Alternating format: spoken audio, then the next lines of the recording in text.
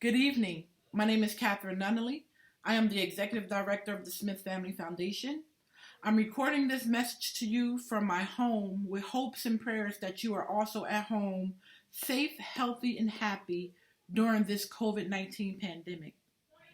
The Smith Family Foundation is outraged at the murder of George Floyd.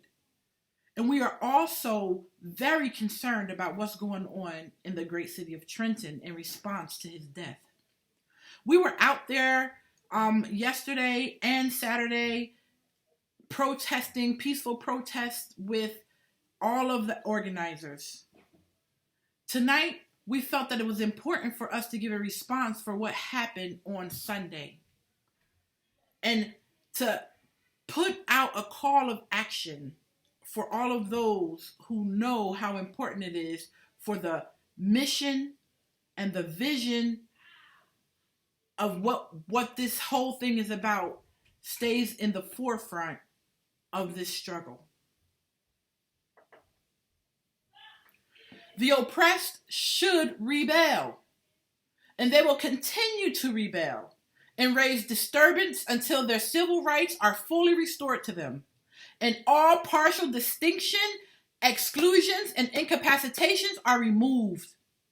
Thomas Jefferson, Notes on Religion, 1776.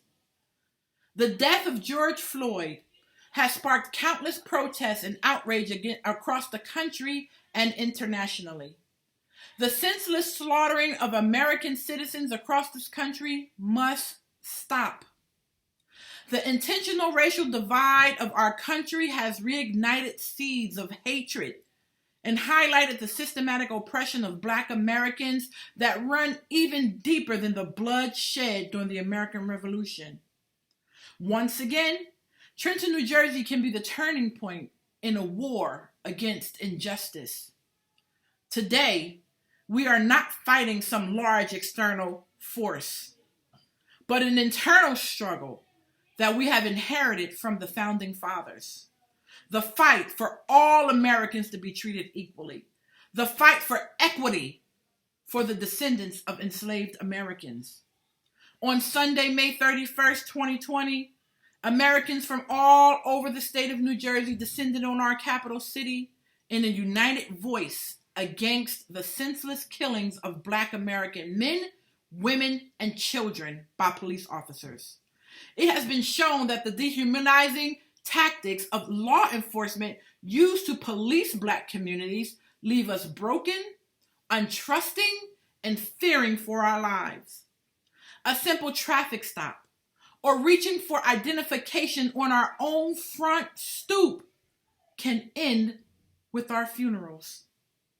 The trauma and fear that rises in the chest of Black people when we see those red and blue lights gleaming behind us is both enraging and paralyzing at the same time.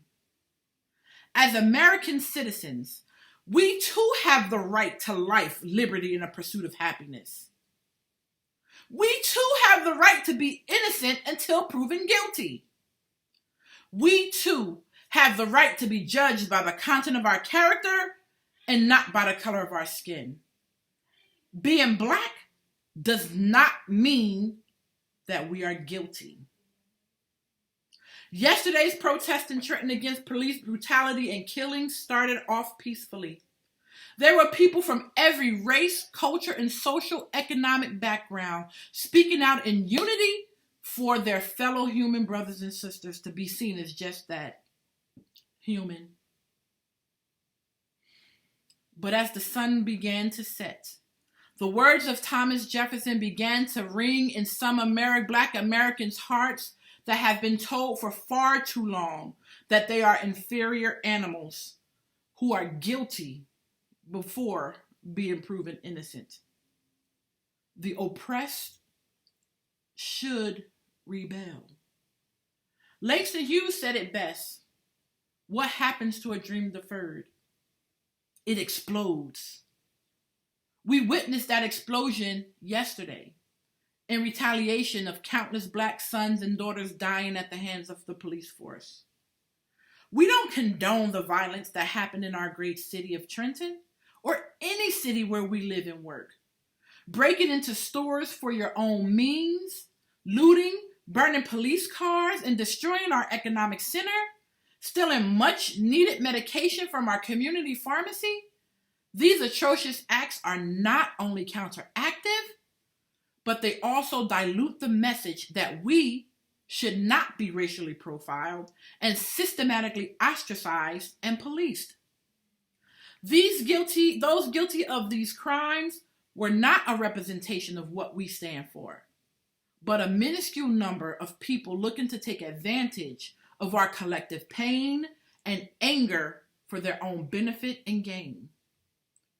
It has taken over 40 years for some of our major cities to begin to come back to life after the rebellions of 1960s. There were many lessons learned from those brave, courageous fighters of injustice. Two of those main lessons learned is having strong leadership in your organizations and learning how to be strong community organizers. I was so proud standing next to my daughter, my nephews, and my nieces at the peaceful protest organized by the next generation of leaders in the city. And their message was heard loud and clear. The slaughtering of Black lives will no longer go without justice. But because of the looting and destruction, many people are looking to silence the youth and change the narrative of the protest. But as a leader, I ask my generation and that of the one before me to not try to silence the voice of the youth, but to help it develop and to help it learn to organize. There does not have to be a separation of generations in this agenda to fight against racism. We all know what it means to be Black in America. Now is the time that we hold each other accountable and pull together. Now is the time that we hold the system of policing Black communities accountable for the countless murders of our family. Now is the time we hold our allies accountable to stand with us and talk to their families and friends about the injustices perpetrated against Black Americans. Now is the time for us to be strong and to be courageous, to write a plan and make it clear for the path forward. The path forward is paved with clear strategies and partnerships to fight police brutality. If you're interested in this agenda and this agenda alone, we invite you to a community planning session via Zoom on Thursday, June 4th, 2020 at 3 p.m. Please register on our Facebook page, Smith Family Foundation, for the Zoom link. If God be for us, who can stand against us? Together, we will win. Because this is our Trenton. Good night.